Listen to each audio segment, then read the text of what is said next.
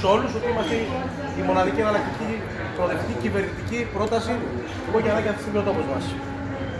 Άμεσα και στη ΔΕΔ θα εξαγγείλει ο πρόεδρος μας αλλά και όλη η πολιτική ομάδα τα ζητήματα που έχουμε, κύριε, θεσπίσω ότι είναι πρωτεύοντα για εμάς και για την πλειοψηφία του κόσμου. Ναι. Σκέφτομαι ότι με όλες τις προσπάθειες που έχουμε καταβάλει όλο αυτό τον καιρό, μετά τις εξωτερικές διαδικασίες και την ανάδειξη της Νέας Εκκλησίας, όλοι μαζί, μπορούμε να κερδίσουμε τις πλατές μάζες για να μπορέσουμε να είμαστε πλειοψηφικοί.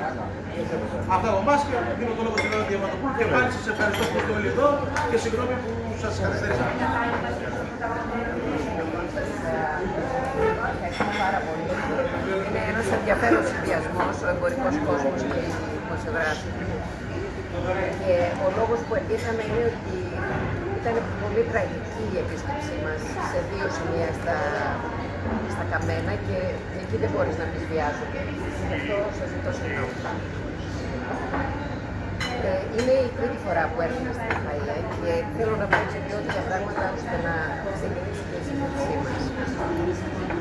Είναι πολύ παράξενο και ταυτόχρονα λυπηρό το ότι η Δυτική Ελλάδα, που είναι μια περιοχή που τα έχει όλα, δηλαδή αν σκεφτείς δεν υπάρχει τίποτα που να λείπει.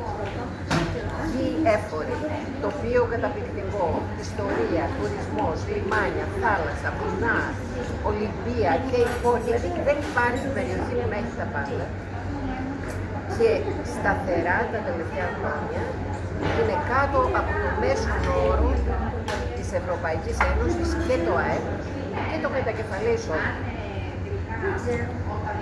Θεωρώ ότι ιδιαίτερα στην Πάτρα, που είναι η τρίτη πόλη της Ελλάδας και είναι ένα κέντρο με βιομηχανική ιστορία, με λιμάνι, με πανεπιστήμιο, με αγώνες κοινωνικούς, οικονομικούς, δηλαδή είναι μια πόλη ιδιαίτερη, ότι είναι πολύ ουσιαστικό να σταθούμε και να δούμε πώς χτίζουμε ένα μοντέλο άλλο.